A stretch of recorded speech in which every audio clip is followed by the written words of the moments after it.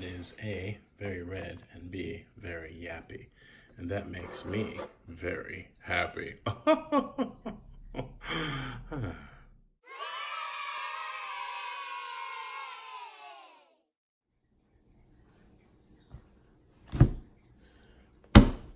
Yeah. Okay, so I'll just, I'll put the stats here on the bottom as I talk about this because I'm not going to try to remember all of it. I remember a little bit. It's 1.2 kilograms. Yeah, kilograms, because I live in Japan. And it's about this big. The pages are a little bit bigger than the other reference readers, so there's a bit more margin. But I'm getting ahead of myself. So you've got this Highland goatskin leather, which is lovely, except for the hole. There's a hole. See the hole? Yep, there was a hole. Oops. But anyway, other than that, it's lovely. Oh, except for the, whatever that's called, the mark. Yeah, there was a mark. Kind of an indentation. It's hard to see because the Bible closed and I was trying to take the video of it right now. Let's try again. Yeah. So some imperfections, if you will. Actually, I might as well just get straight to it. I contacted Allan about this after realizing it, and they offered to refund my money. Of course, I'd have to send it back, or give me a £10 refund or discount or rebate, however you want to say it. They said discount, and I just said, you know what, that's fine, because at the end of the day, this is an awesome Bible. But I'm not done complaining about it just yet. Let's get the bad out of the way. This is a Charfleet edition, first edition even, it says there, yeah. And people have been complaining a little bit about Charfleet, like it's not as good as Chant or whatever, and I'm new to the premium Bible scene, kinda. So I'm like, oh, come on, quit your whining. But here's the thing. This book block ain't straight, yo. And it's maybe hard to show on the video, but like I expect it to be, you know, straight, but that's not. And it might seem like a really small thing, but you can see space there between the pages and the gilt line. Then there's no space when you get there, and you can see how the corner is not centered there. Same thing here, space here, right? But then up here, it's overlapping. It's going past the gilt line. Same thing here. So I mean, it's actually in person when I'm looking at it, I notice it more. It's more apparent to me than it is in this video, but it's, at the end of the day, it is slightly off-centered. It's not like massively off-centered, but it is off-centered. So that's the thing. The Allan representative that I talked to was very nice, and she said, look, you know, this kind of stuff happens, and it's kind of within the bounds of acceptable parameters, or that's redundant, but anyway. However, since it's not ideal, we'd like to offer you a £10 discount. And I said, okay, let's just do that. So here's the Bible, and I'm just going to get into the good stuff now, because everything else is good. This leather is awesome. This semi-yap is awesome. It's so elegant, as Randy likes to say. It's so nice and elegant, which it is. These days I like to leave a little extra on the top with my ribbons to make sure that they're flat between the pages. And this ribbon is so long that is not an issue. I have two other Allans, and this is by far the longest ribbon I've gotten. So, and this is a decent size, it's a decent thickness. And later on I'll grab the other two and that I have just for comparison. So, 36 GSM paper, obviously leather lined. It's an NRSV. I mean, all the obvious stuff I haven't said yet. Got your presentation pages, quite a number of them. Marriages, grandchildren. I think there was a children page. I don't know. Maybe it's stuck to the marriages. Where's the children page? How are you going to go from marriages to grandchildren? What about children? I think you got your order. Okay, so you got family record, children, and then oh, whatever. I guess your kids get married. That's the idea. Anyway, yeah, okay, now I see. So it could be a family Bible. I'll probably never use any of those pages. In fact, I'll probably never write in this at all. So, having said that, the 32 pages of lined paper, yeah, don't need them. Wish they were a concordance instead, because this Bible doesn't have a concordance. has an index to the maps, which is nice. And it has very nice maps. These are the Oxford Long Primer maps, and there are 16 pages of them. And they are on a little bit thicker paper. It's not Bible paper, but it's matte. So really well done on the maps. Excellent. And I like these, how there's, you know, room in the middle so that you don't have to like get into the gutter with a microscope to find what you're looking for if it's in the middle. Like Shechem. Shechem would have been in danger of being right in the gutter, but nope, Shechem is safe. So, loving the maps, and I also like this color with the red on the background. Obviously, there's this, I forget what they call, antiquarian speckled gilding, art gilt, whatever. I like it because it's unique. However, I do prefer the standard gold or silver with an art gilt underneath, but it's nice to have one like this.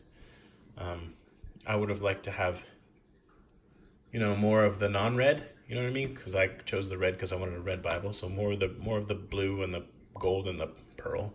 I don't know, but I mean, honestly, that's really nitpicking, and if I wanted to, I could add some more speckles, you know what I mean? And I might, who knows? But, right, so getting back to this, obviously it has I say obviously, and then I open to Ezekiel. Come on now.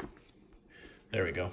It has the Apocrypha and Deuterocanonical books, and it has the most complete selection of those of any Bible that I have, anyway, and any Bible that I've seen, because it's got like everything covered. You know, the Greeks and the Catholics and the extras from here and there. It's got Psalm 151. I mean, some stuff that I'm not sure if I knew it existed. And I like having that for reference. I don't read it the same way that I read the Protestant canon, but it's nice to have it, and it kind of makes sense that it's in the NRSV, because I'll just leave it at that. However, I'm not as down on the NRSV as a lot of conservatives are, because I feel like although the more liberal scholars and such seem to prefer it, I don't know if it's fair to say that there's this kind of undergirding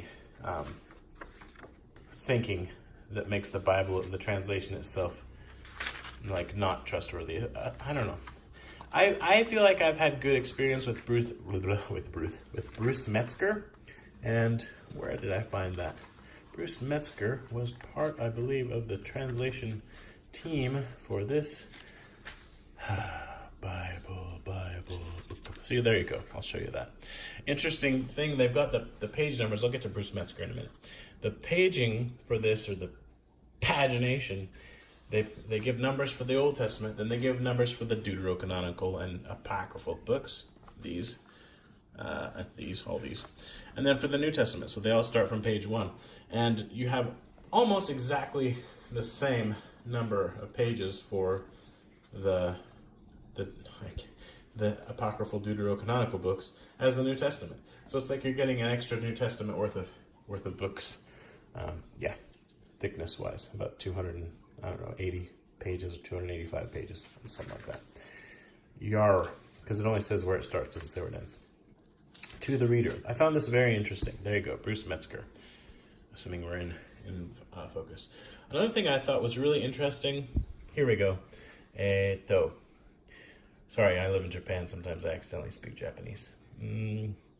Furthermore, in the tradition of the King James Version, one will not expect to find the use of capital letters for pronouns that refer to the deity. Such capitalization is an unnecessary innovation that has only recently been introduced into a few English translations of the Bible. That's not what I wanted to read, though. Well, I mean, yes, but no. Here, this is what I want to say. For reasons why, I guess, yeah?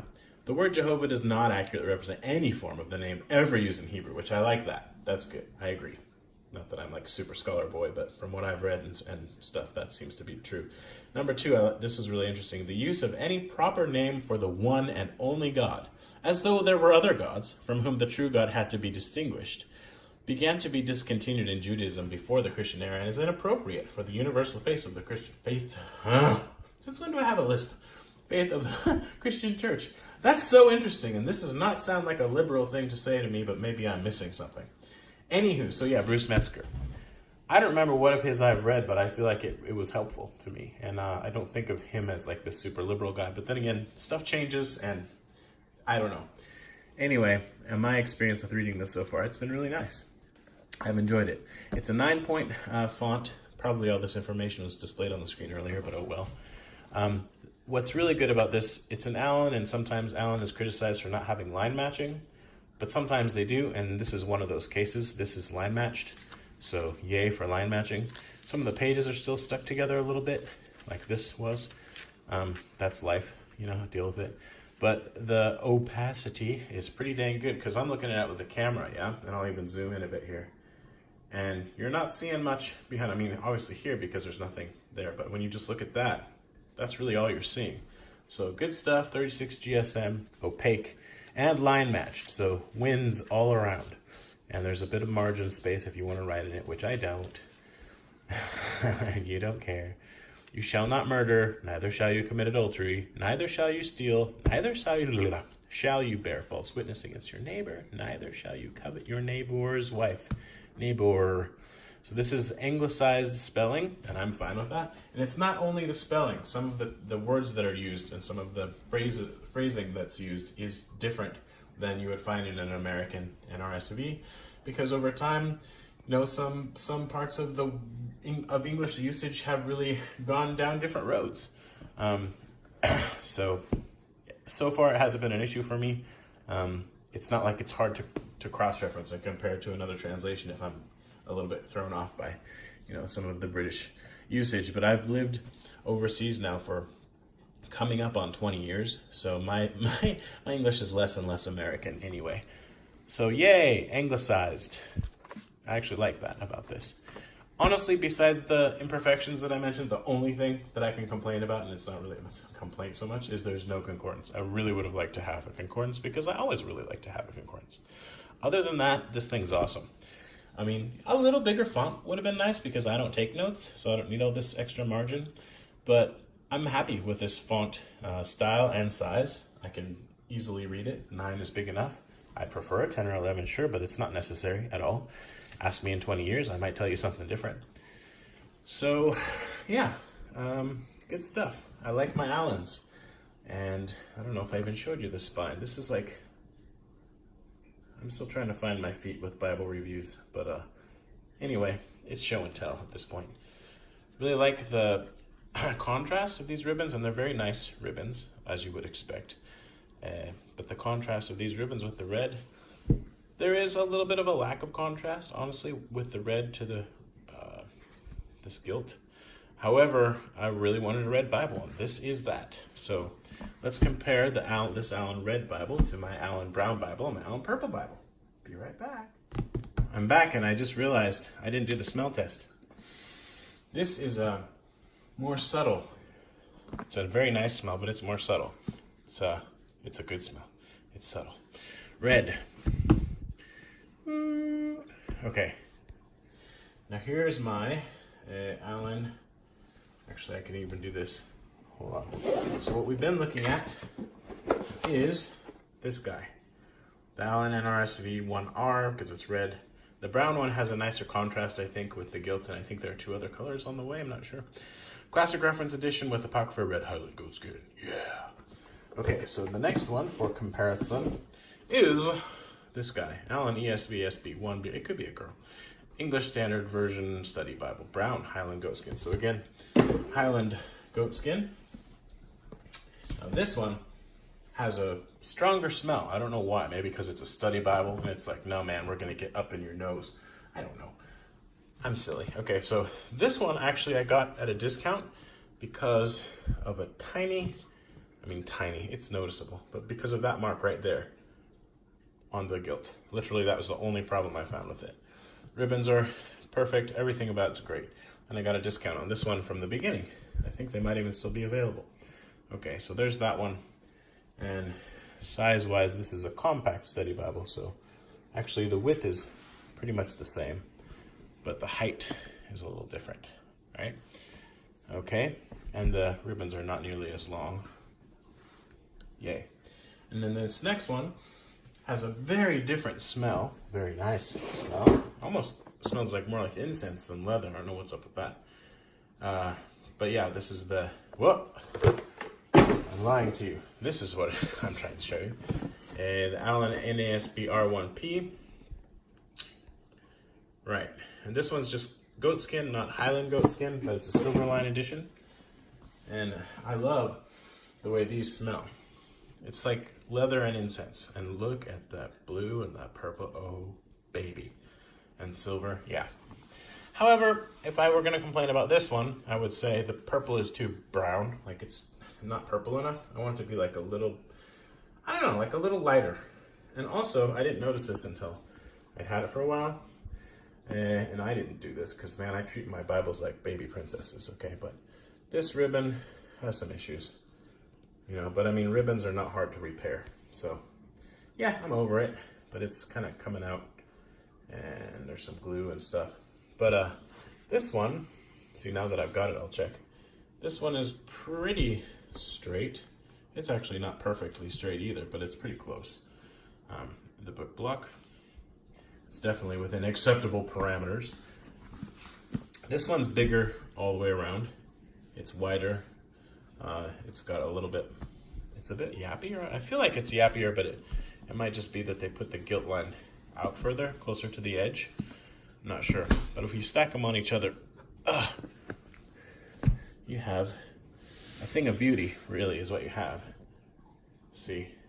Beauty. That's beauty. Beautiful. Okay. I don't really want to move the camera too much, but yeah.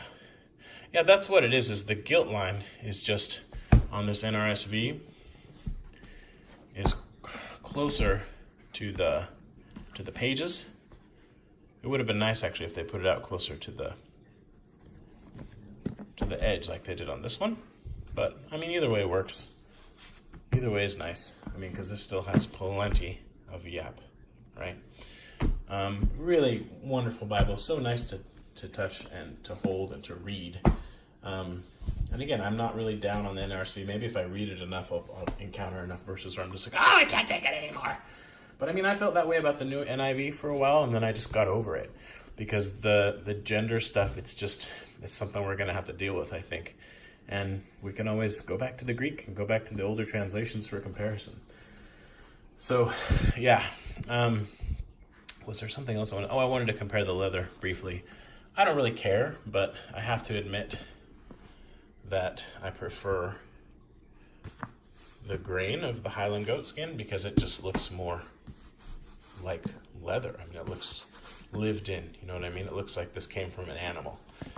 And this is awesome, and it's really nice to touch, and it smells amazing. But it's, you know, it's just a more subtle grain, but excellent as well. And I mean, overall, I'm still very, very happy to have these Allan Bibles, and I use them, at least one of them, pretty much daily, because it's like, when I pull one of these things out, it's sort of like an event, you know what I mean? I love that. And for me, again, living in Japan, the fact that they have free shipping, and it doesn't matter where you live really, because free shipping international applies everywhere. That's just amazing. I would buy more Skylers, but yeah, I've said this before, $63 to ship one Bible to me in Japan. So that's $63 I could use to buy another Allan. So, love it, love it, love it. So, okay, sorry. I'm getting beside myself. So this did have some imperfections, and I think when you buy an Allan, you have to expect there may be something like this. And honestly, when you get it out of the box, check it carefully. Look to see if the book block is straight. Look to see if there's a puncture. I mean, obviously scarring, this kind of a thing, like this right here, that's totally normal and actually cool, adds distinction to your Bible.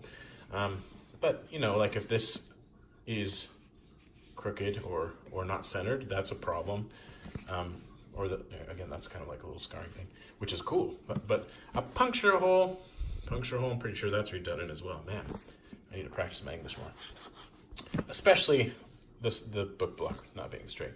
Also, the ribbons come out, any stuff like that. And you can just be like, hey, Allan, what's up? What do you reckon? And they might offer you a little bit of a discount if you send them some photos and you're nice. Or they might not. They might be like, yo, man, people made this deal with it. I don't know. I can't speak for them.